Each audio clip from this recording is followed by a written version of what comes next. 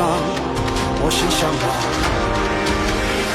这双手掩不住的光，看尽安排开多少大街的情节，回头望又是神鬼神魅的情节，时空把我写进又一片幻灭。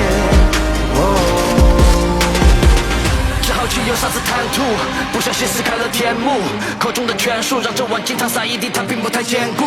当你在这里，要说的规矩竟被我给制定，绝学来治病，铲除掉这一片大地的顽疾。我们俗人本想一步一步稳，我们俗人从未想真假不分，我们俗人够难听剧乐舞者，可曾见满山孤魂，只怪我奋不顾身，留后人考究我的心理涂鸦。这双手掩不住的光，看尽安排开多少大街的情节，回头望又是神鬼神魅的情节，时空把我写进又一片幻灭。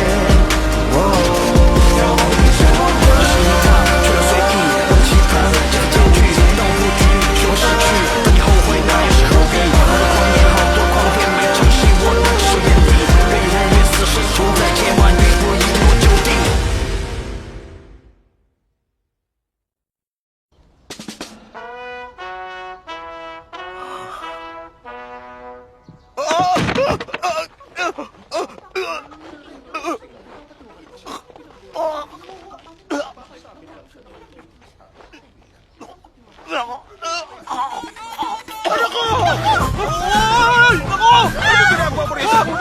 Sandali lang! Isabay niyo muna yung pinto! Sige na! Sarap na kayo! Umalis kayo! Umalis na kayo!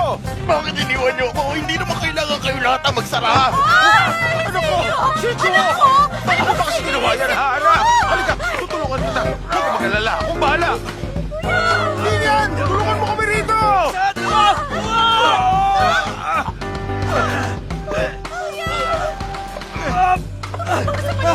Mapakasakit na! Kuya! Hindi mo sabihin ito, Paul! Sabihin mo ba? Ay, kuya! Kuya, ano? Bakit lang? Kuya! Sandali lang! Salipin niyo po ako! Salipin niyo po ako! Kuya! Salipin na!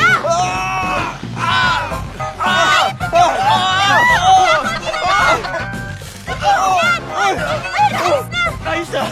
Ayos na ako! Huwag ka malikot siya! May mauhulog kami!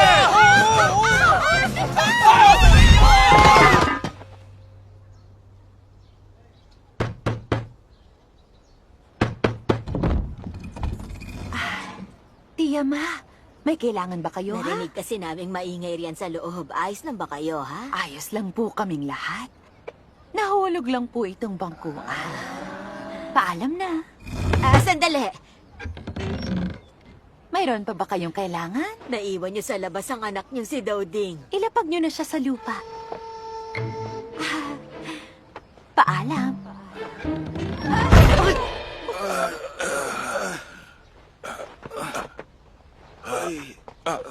Anak ko, ayos ka lang ba, ha? Paano niyo nagawang makabalik lahat dito, Ama? Di naman nakita ng kapitbahay na nais kong magbinti, di ba? Hindi nila nakita. Kung ganun, makakahinga na ako na maluwag. Kuya Shinyen, alam mo ba kanina may sinabi yung mga tao? Anong ibig sabihin nung nagbibigti ka raw?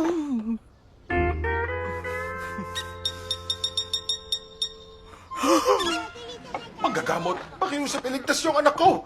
Ilang araw na siyang walang malay. Ilang araw na siyang hindi nagigising at...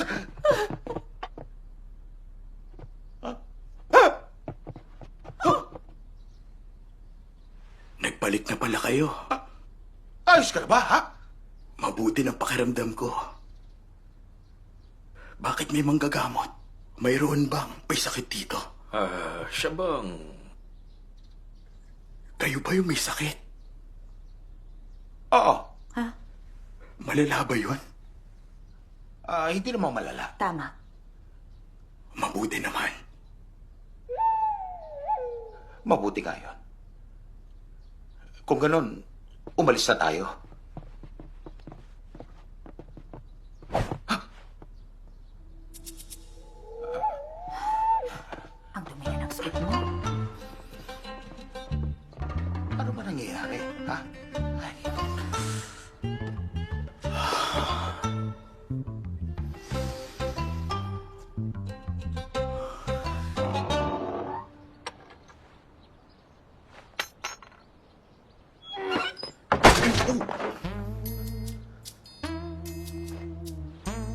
yan? Dumi. Ay. Ang sama naman pala ng kondisyon ng lugar na to.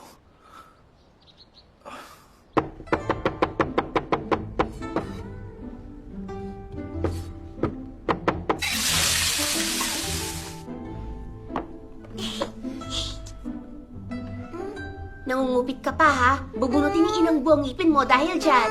Ngunit Ate Lingy. Sige na, sabihin mo kina ina't ama kakain na. Ngunit inaalagaan niya ni na ama't ina si Kuya Shinyan doon. Ah, sabihin mo na lang kay Kuya Ningyan kain na.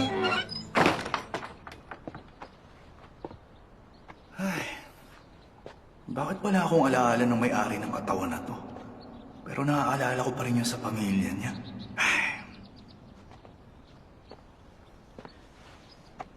Nahirapan ako ma-promote na manager. Tapos mapupunta lang ako rito. Ang swerte talaga ni Sergio. Ay, di ko pa nga nagagastos yung pera sa ATM card ko eh. Oo nga. At hindi ko pa nababasa kahit isang chapter sa binili kong 3 novels. Ay, nasa ang eksaktong lugar ba kasi talaga ako? Anong dynasty ba to? Yung mga salamahan ka pa sila. Dito na lang ba ako habang buhay? Hindi. Hindi ako pwedeng mamatay nang hindi nalalaman ng lahat. Isang subo Ayoko, lang. nais ko yung sa kainan sa Giye. Yun lang ang nais ko. Nagtutungo ka lang dito kapag oras na ng pagkain. Ano sa tingin yung gagawin ko? Gumagaling ka na magluto, Lingy. Yung ulam na to, sobrang sarap talaga. Anong nangyari kay Kuya Shinyan? Kanina lang magbibigti siya tapos ngayon. Alam nyo kasi, transient global amnesia ang tawag sa kondisyon niya. Ay, kondisyon yun na nangyayari lang sa piling sitwasyon kapag nakakaranas sila ng matinding shock. Pwedeng mawalan sila ng alaala. Pero yung mga pangunahin nilang kakayaan, hindi naapektuhan. Wala rin magiging problema sa mga pagkilos nila. Wala ba akong upuan? Shinyan, busog ka. Sige na. Isang subo lang. Nga.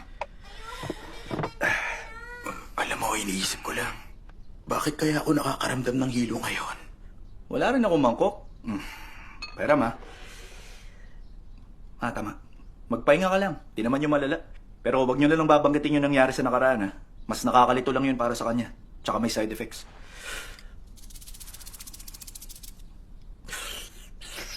Sobrang bait ngayon ni Ningyan. Tinutulungan niya ako, ah. Oh. Lingi. Ba't nakatitig ka sa akin? Ano, pakiramdam ko kasi ngayon parang ibang tao ka na. Iba na yung pananalita at kilos mo. Noon hindi naman siya nakakalutas ng suliranin. Tama yun. Naguguluhan din ako, Ningyan. Ikaw, paano mo nagawang lutasin yung suliranin?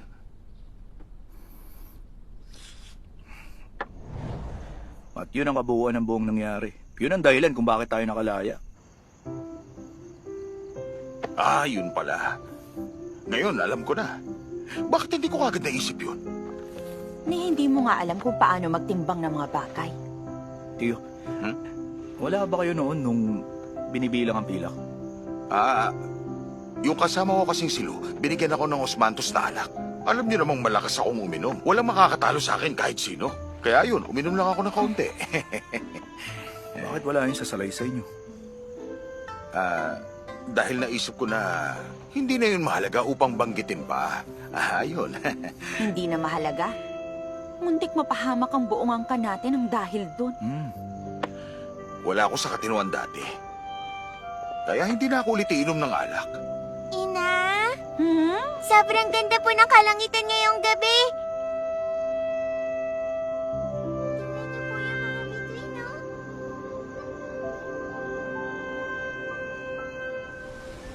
Bakit palpak na naman? Sabi ko naman sa'yo dahil yun sa dami ng asin. Nakita ko si Pinulong Juan na pinakukuluan ng asin. Gumagawa ba ang mga taong to ng huwad na pila? Ha? Sayway? Binibining Sayway! Binibining Sayway! Dito po kayo! Tingnan niyo muna to. Pinagawa kami ng kamahalan ng wad na pilak. Ang sabi niya sumasabog yun kapag nasa tubig. Ay, ngunit lagi kami nabibigo. Hindi namin alam kung bakit. Binibining Sayway, tulungan mo naman kami. Binibining Sayway. Nakita niyo mismo kung paano ginawa. Saan kami nagkamali? Tama, saan? Tama yun. Mukhang tama naman lahat ng ginawa niyo. Ganyan din ang ginawa niya noon. Isa tong sinaunang alkimiya na ipinamana sa atin. Malalim to at komplikado. Hindi yan yung tipong matututuhan nyo ng ilang ulit lang. Kailangan ng mas mataas na antas ng alkimiya upang makuha ang mahalagang bunga. Tama. May ituturo akong sawikain sa inyong lahat. Kailangan nyo tong matandaan, ha? Hydrogen, helium, lithium, beryllium, boron. Hydrogen, helium? Anong ibig sabihin ng mga yon? Kahit ako, hindi ko alam. Ngunit si Shu Qian ang nagsabi sa akin ng sawikain na yon. Pamangkin siya ni Shu Pingji, pangpito sa may luntiang balabal. Maaari niyo siyang hanapin kung nais ninyo. Siya nga pala, siya ang gumawa ng mga huwad na pilak. Maestro! Chaiwei, ikaw pala. Apo, Maestro! Yung sojum po, ano po ba talaga yun? Hindi ko alam yun. Maestro, meron bang bagay na hindi nyo alam? Marami akong hindi nalalaman.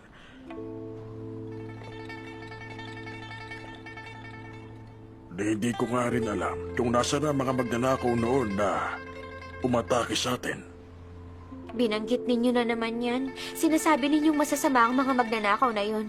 Ngunit hindi nyo naman binabanggit kung anong ninakaw nila sa inyo. Lubang mahalagang bagay yung ninakaw nila. Ay, nako, maestro naman.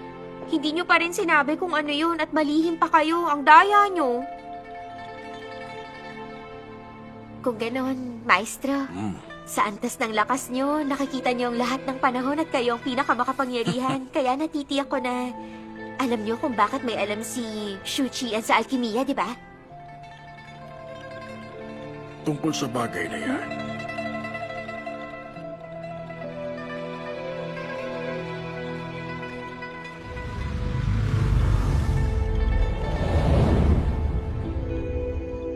Ngayon ang pampitong araw ko rito sa mundo na to. Unti-unti ko nang natatanggap na hindi na ako makakabalik sa mundo ko. Napunta ako rito kahit hindi ko gusto. Pero iniisip ko na magiging hinaharap ko rito. Kung tutusin, pareho lang to sa dati kong team eh. Abot kamay ko na ang target ko.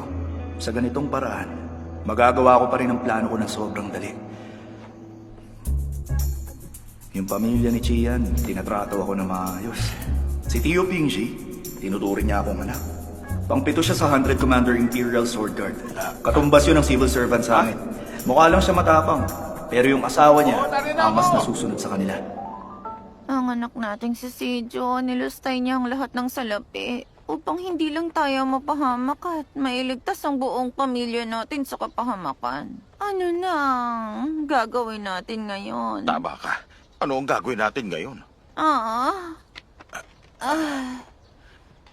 Tumayo ka nga. Ilapit mong binti mo. Angat mong damit mo.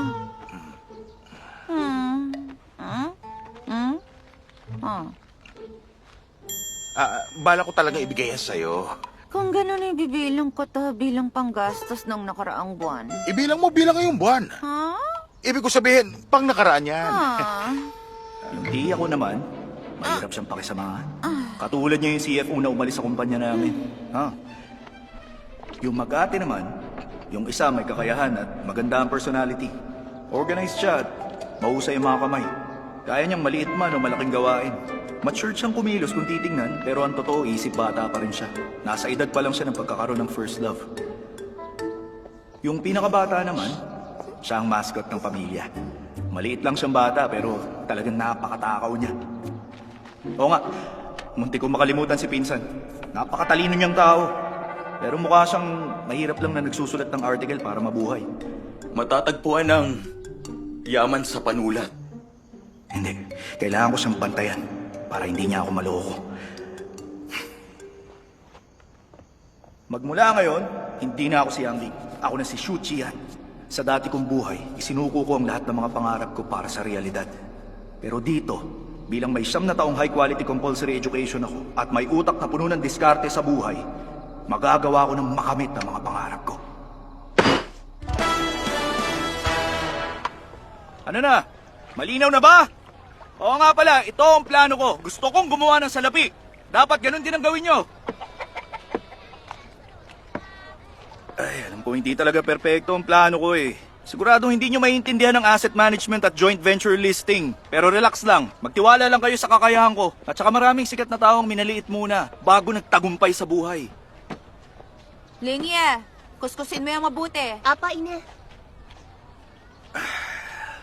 Pinsan, ang balita ko nag-aaral ka raw sa akademya. Saan nga uli yun? Sa akademya ng Yunlu.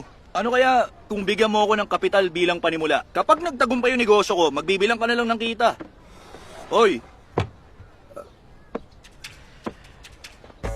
Tio Pingsi, ang balita ko tagapagbantay kayo. Mataas ba yun? Kawa lang ako. Pautangin niyo ako at gagawin ko kayong shareholder. Ha! Ha! Ha! Ha! Ha! Ha! Ha! Ha! Loading, may natitira ka pa bang sa labi? Pairam naman. Bibilang kita ng peras pag kumita ako. Wala na po.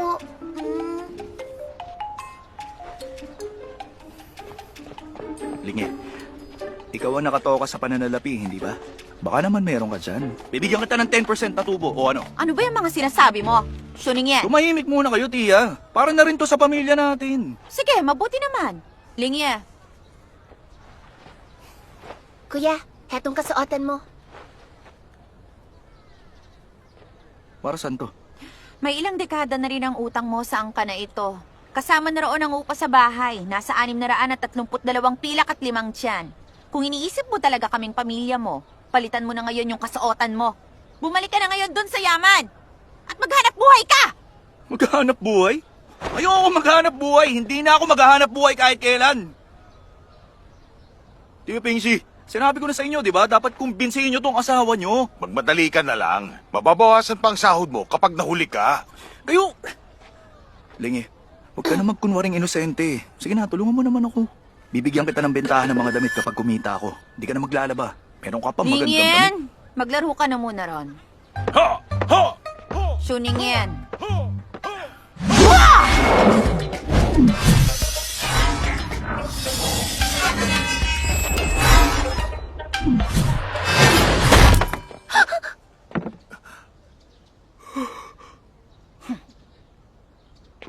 Tulungan niyo ako!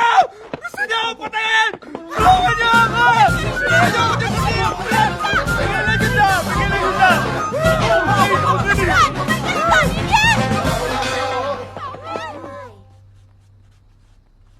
Walang makakapigil sa akin sa paggawa ng pera. Ayon sa hinala ko, ngayon ang pang-5 araw ng March, sa Year of the Rat. Ngayon ang simula ng business plan ko. Teka, talagang gawa sa simento ang mga bahay sa mundong to?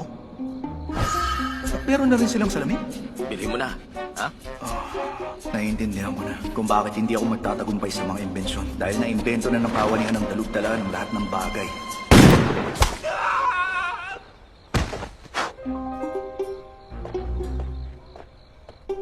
Kahit hindi umubra ang imbensyon, pwede pa rin ako magnegosyo. Alam kong hindi magtatagal at magiging maganda ang kinabukasan ko. Bago kayo magsalita, mag-isip muna kayo. Maiksi lang ang pasensya ko. Hoy, bata. Wala na rin akong pasensya. Bibili ka ba, ha? Naubos na yung kinain mo. Ay, Akin na nga kabibi yan. lang yan! Mga kabibi lang yan! Bibiling ko yan! Di ko naman sinabing hindi eh. Sige, magkano ba ang tubo niyo sa mga kabibing yan? Sabihin niyo naman sa akin, boss. 15, 20 na lang sa'yo. Ah, kung ganun, 5 lang ang tubo? Meron akong bago na isip. Kung may isusulat ko ang Wuxia novels at online novels mula sa mundo ko, kikita ako ng walang ginagawa. Ay, naku naman. Suko na ako. Isang nobela pa lang, ilang milyong salita na. Tapos brush pang gamit ko sa pagsusulat. Di realistic yun eh. At saka hindi ko rin maalala yung kwento at mga nilalaman eh. O sige, sasantabi ko muna mga plano ko. Ay, dati pa pala hindi ganun kasimple magnegosyo. Kailangan ko yung pag-isipang mabuti.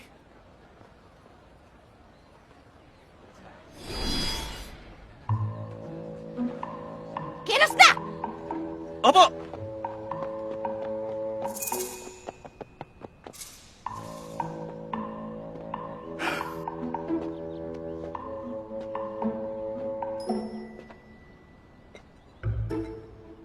Shu Qian, hepe ng bayan ng Changla.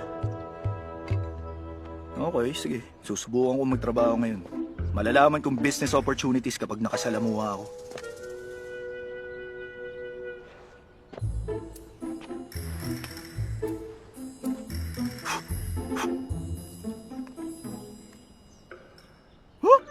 Maswerte pa rin ako. Nakapulot ako ng pera.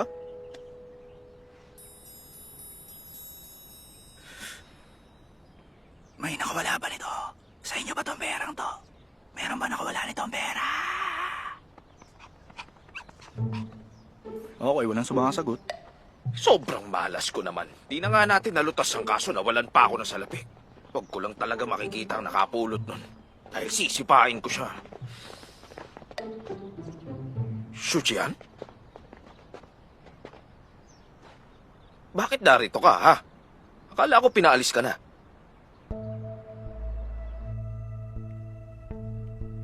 Ibig mong sabihin, yung tungkol sa buwis, nalutas na? Ay, Ningyan, wala kang alam. Nung nasa piitan ka, may nangyaring pagpaslang sa camping. Makapangyarihang mangangalakal ang biktima. Araw-araw nang pinagsasabihan ng maestrado si Hepe Wang. Minamadali na nila kaming lutasin yun. Hindi na makatulog si Hepe Wang dahil sa pagkabalisa. huwag ka mag-alala. Dahil wala ka pa naman nun. Wala kang kinalaman dito. Pag mamakaawa kita sa maestrado, sisiguruhin kong mananatili ka rito. Sasamahan ko kayo sa hirap at sa ginawa. Ba't di tayo magpahinga muna? Magpahinga muna?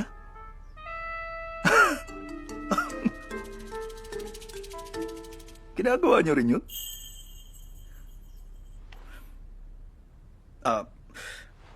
Ang ibig ko sabihin, dahil mahirap lutasin ang kaso at trabaho lang naman yun, magpahinga tayo para mas maging madali ang mga bagay-bagay. Magandang naisip mo na magpahinga tayo. Ningyan, tama ang sinabi mo. Trabaho lang yun. Kailangan din nating magpahinga. Huwag kayong mag-alala. Pipili tayo ng panakip-butas mula sa mga salarin na to. Salot lang sila sa mundo. Dito pala ang pagpapahinga paghahanap ng panakip-butas. Teka, Amo.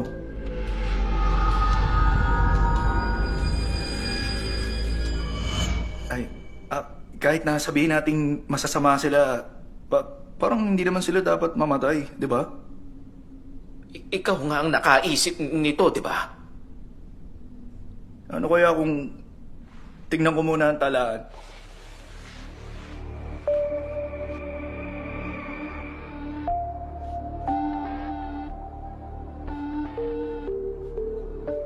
Kung ganun, Hepe Shu, sino sa tingin mo ang salarin?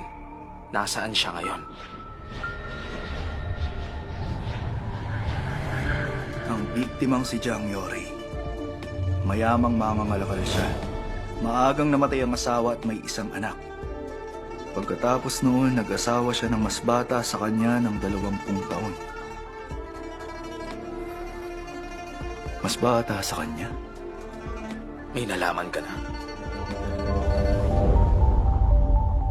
Ayos ah. Mahilig pala siya sa mas bata sa kanya. Ah. Shujian! Pero ganun pa man, hindi tama ang pumatay ng tao. Sabihin niyo sa akin kung paano niyo pinaslang si Jiang Yori. Magtapat kayong dalawa. Paano niyo po yan nasabi? Bakit ko naman papaslangin ang sarili kong ama? Sige, tatanungin kita. Nasaan ka noong naganap ang pagpaslang? Nag-aaral ako. Bakit wala ka sa silid niyo ng iyong asawa? Sinusuri ko ang talaan. May iba ka pa bang ginawa? Hating gabi na noon. Ano pa pong gagawin ko? Ikaw, Ginang Jiang. 10 taon na kayo mag-asawa ni Jiang Yori at wala kayong anak. Paano nangyari ngayon ka pa nagdalang tao? Magtapat ka na. Mag-asama niyo bang ginawa ang pagpaslang sa asawa mo? Pinuno, wala po akong kasalanan. Hindi mabuting kalusugan ko. Mahina ang katawan ko. Mahirap po para sa akin ang magdalang tao. Kaya paano ninyo ako nagagawang pag-isipan ngayon ng masama? Sinabi mong may nakita kang aninong umakyat sa pader. Kung ganun pala, bakit walang nakita ang mga hepe na anumang bakas doon? Wala rin silang nakitang natapakang anumang halaman sa hardin. Ngunit, Pinuno! Paano malalaman ni Ina kung anong ginawa ng magnanakaw?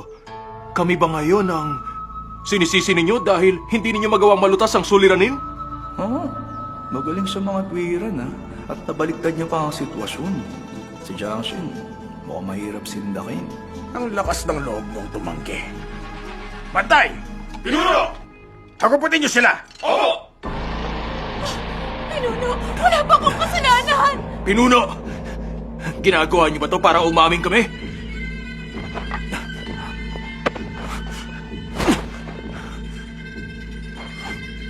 Tagapamahala ang tiyo ko ng kagawaran ng ritual. Pinuno, hindi ba kayo natatakot mapatalsik? Bastangan! Ano naman kung may katungkulan ng tiyo mo? Ng taga... pamahala.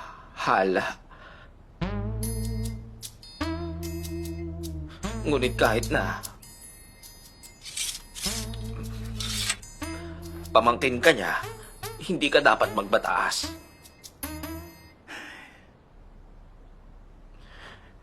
Sige, ikaw umalis ka na. Nais niya kaming pahirapan upang umamin. Nakita ninyo namang lahat, hindi ba?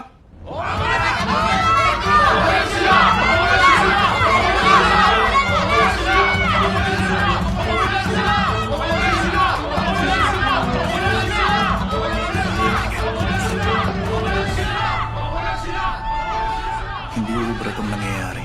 Meron ako naisip. Sige.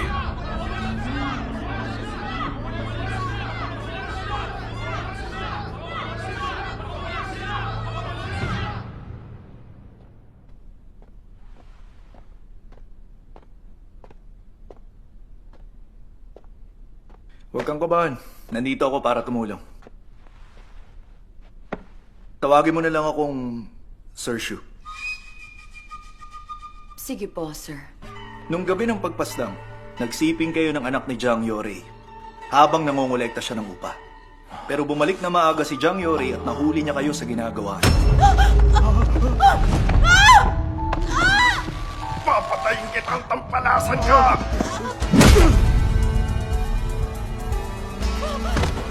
Ama! At aksidente ninyong napatay si Jiang Yori. Hindi totoo yan. Wala talaga akong ginawang kasalanan. Para pagtakpan ang ginawa nyo, hinila nyo ang katawan niya sa bakuran. Sinadya ni Jiangxian na mag-iwan ng bakas ng paa. Sa ganung paraan, magagawa ninyong pagpaslang na yon bilang kaso ng pagpaslang dahil sa bigong pagnanakaw. Yun din ang dinahilan nyo sa kamag-anak nyo na may katungkulan para ipitin ang maestrado.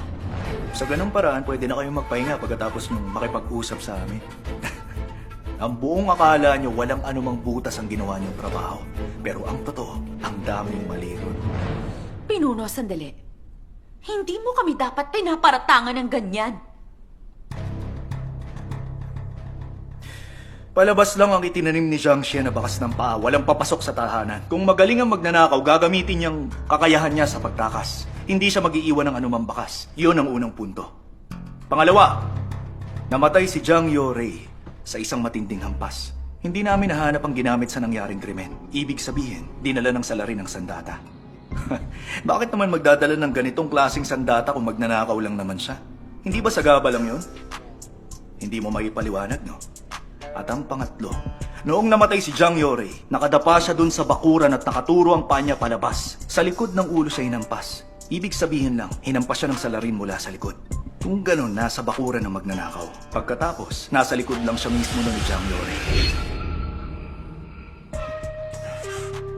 Kung magnanakaw lang yun, hindi siya gagalaw at tatakas na agad.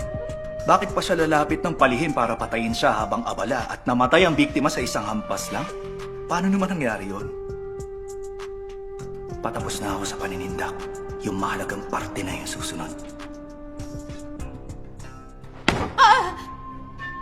Noong papasok na ako kanina lang dito sa kulungan, may inabot sa aking salaysay ang maestrado. Salaysay ito ni Jiangxian. Buksan mo yan! Bakit ha? Takot ka ba? Nakapaloob sa salaysay na to ang lahat ng sinabi ko ng detalyado. Alam ni Jiangxian na yung ginawa niya, hindi niya na mapagtatakpan. Kaya kusang loob siyang umamin sa maestrado. Nga pala, ang sabi niya, inosente rin siya. Sabi niya, pinilit mo siya na gawin ang mga yon. Sabi niya, isa ka rin sa pumaslang. Kaya handa siya magbayad ng 500 pilak at mag-alok ng pabor mula kay Pinunong Shu ang mismong tagapamahala para tapusin ang suliraning to gamit ang salaysay na yan.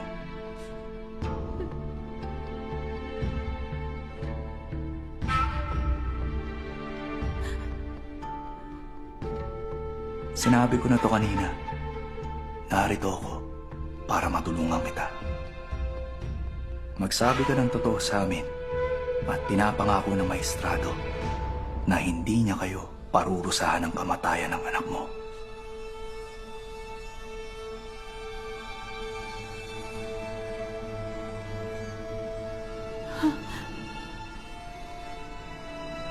Totoo ba yan?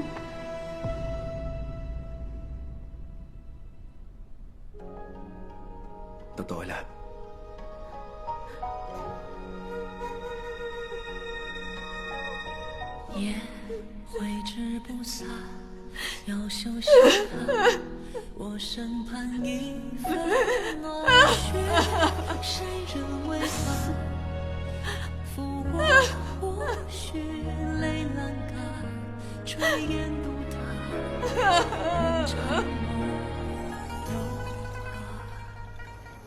Hindi ito makatwiran. Inutos niyang palayain sila. Nasasakupan na to ng bayan ng Tiangla. Kahit na siyang tagapamahala, hindi niya sakop ito. Hinahadlangan niya ang pagpapatupad natin ng batas na nasasakupan natin. May sumusuporta sa kanya. Narinig ko na si Pinunong Shu nagtungo sa kagawaran ng katarungan mula nung tumapak si Jiang Shan sa tanggapan. At ngayon, naroon pa rin siya. Sa tingin ko, hindi siya maaaring pakawalan. Sa tingin ko lang po, palayain natin siya. Nang sa ganun, makalilikha tayo ng gulo. Ang ibig mong sabihin, Ang balita ko po, sina Liu Chun at Yin Lu ng gabay ay parehong tapat at makatwiran na kawani. Kapag narinig nilang tungkol dito, maaaring may gawin sila. Jiang Shan, laya ka na.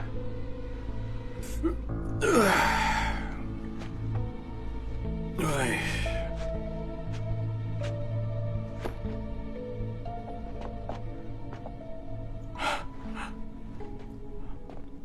Ang gandang tula! Uminom tayo! Ito, uminom tayo. Subukan mo to. Pinaluto pa to ni Hepe Wang para lang sa'yo. Wala yun. Sige, kumain ka na. Sabi ng maestrado, magaling ang ginawa natin sa kasong yun. Bibigyan niya rin ako ng ilang pagkilala dahil doon. Ilang taon na ako sa kanya. Kahit kailan, hindi niya pa ako sinasabihan ng ganun. Yung tasa niyo. Mga kapatid, uminom tayong lahat para kay Ningyan. Oh, Ningyan, ikaw ang dahilan kaya nalutas ang kasong ito. Oo nga, galang nyo naman. Ang galing mo. Salamat mga kapatid. Ningyan, hindi mo noon ugali ang magpakitang gilas. Hindi ko inaasahan yun sa'yo. Sabihin mo naman sa amin kung paano mo nalutas yun. Ang totoo niyan, simple lang naman yun eh. Madali lang siyang kumbinsihin. Nasindak agad. Nung nakita niya yung salaysay na isinulat ni Hepe Wang, umamin naman siya agad. Ang husay mo. Sobrang dunong Ang niya. galing niya, di ba? Sang-ayon kami roon. Uminom na tayo.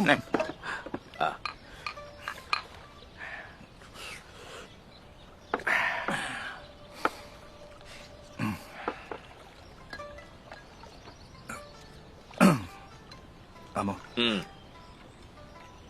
nakalaya na raw si Jiang Shen. Ningyan, bilang alagad ng batas, ginagawa natin ang tungkulin natin. Yung ibang bahagi ng kaso, hayaan na natin sa nakatataas. Makakaya niya kaya? Huwag mo nang alalahanin yun. Uminom ka na lang. Hindi, teka sandali lang. Kung hindi yun maaayos, sigurado mamamatay si Ginang Siyang. Dahil siyang nagsumbong tungkol kay Jiang Shen. Kapag sinabi kong huwag kang mag-alala, huwag kang mag-alala. Ganito, nakita ko mismo, si Kalihim Shu, umakyat siya dun sa tore, habang dalang salaysay sa kamay niya. Tore ng kagitingan?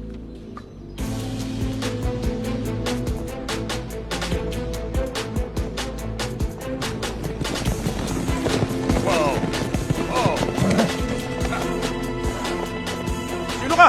Ako po si Shu Juji, punong kalihim ng Tiangla. Bakay ko si Li Yinlu. Si Pinunong Li, wala rito ngayon.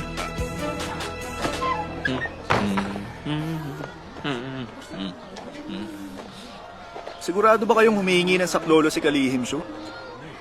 Alam mo kung maingat ang pagdulog, magiging maayos ang lahat. Kahit na maliit na bahay lang ang Tiangla, nakadikit ito sa kabisera ng Dafong na puno ng mahaharlika. Kaya dapat tayong maging maingat. Sino pala yung nasa loob ng tore ng kagitingan na yan? Kaya niya ba talaga si Jiangxian? Lasing ka ba? Tahanan yan ng mga gabay ng gabi. Ano? Gabay ng gabi? Ito yung panahon natin! Mag-ingat tayo sa sunog! Napasok na ng alak yung utak mo. Bantay sa gabi ang iniisip mo. Eh, sino pala yung gabay ng gabi na yun? Di mo ba sila kilala? Ulihin niyo siya! Ikaw, walang yaka! Ang mga gabay sa gabi ang nagbabantay sa mga kawani at nangangalaga sa kabisera. Nais namin maging bayani. Kagaya nilang mga magigiting na mga gabay. Dahil napakatanyag nila. Lalong-lalo na sa pinunong Weyen. Sisiyasatin ko yan mamaya. Maiintindihan mo kapag nakita mo na sila. Pinuri tayo ng pinuno sa paglutas natin ng suliranin. Bilang pabuya, libre tayo ngayong araw. Hati tayo sa bayad sa alak, ha? Ha? Pero amo, Yun ang ginagawa nyo, hindi ba? pero wala pa Anong akong tawag sahod doon? eh. AA? AA. Tama, AA. Gamitin natin dapat yung sistemang AA na yan. Makinig kayo sa akin. Ay, Alam nyo, hindi naman gumagana ganun lang yan sa yun. magkakatrabaho. Mas madali,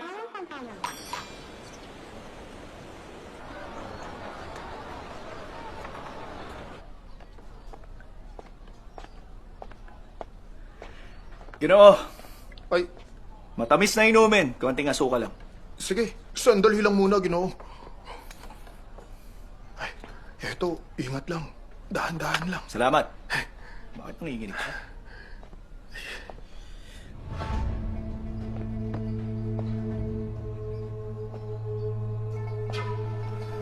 Ang lalaki ng mga katawan nitong nandito sa dessert shop, ah. Pero hindi nila ginagalaw ang dessert nila. Sigurado akong may mali dito. Second class merit na to.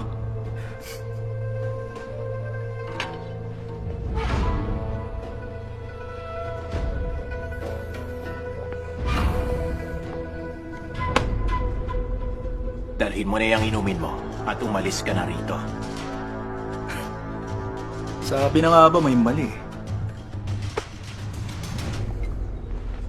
Ako si Shu Qian, hepe ng Tiangla. Nagsusuri ako ngayong araw. Pagdadala ng bawal na armas, 30 hagupit. Isarang pinto. Magsisimula ng away! 50 hagupit! Katapusan mo na!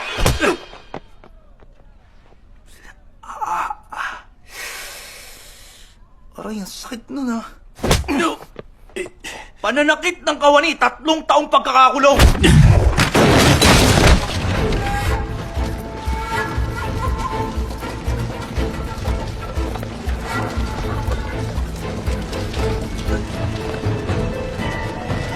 Niluno, nariyan na sila. Gawin nyo na. Itatakas ang bilanggo! Kamatayan para sa inyo. Ano?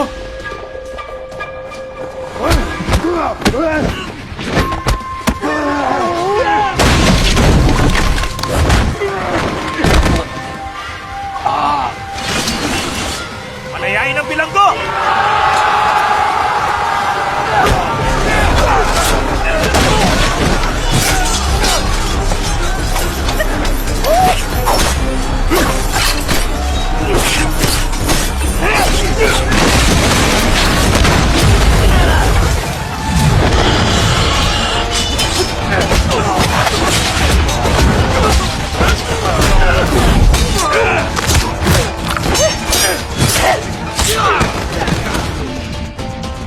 Ako. Atras!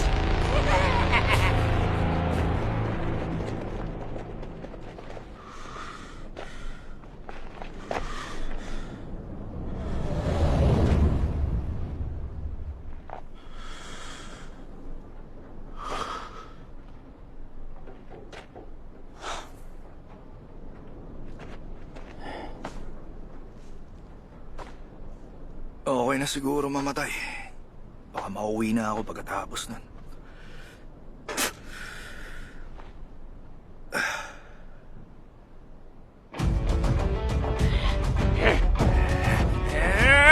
Paslangin siya!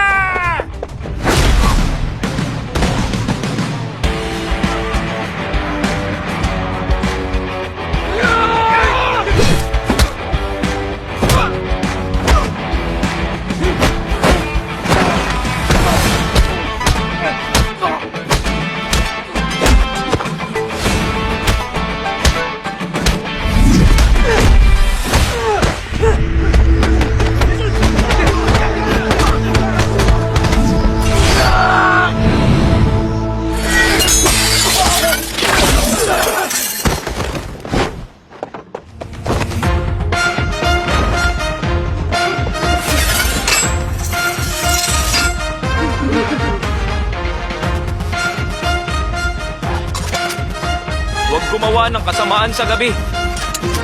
Huwag matakot sa tagapangalaga tuwing umaga.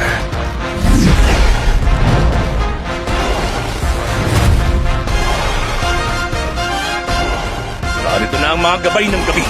Mas mabuting sumuko na kayong lahat.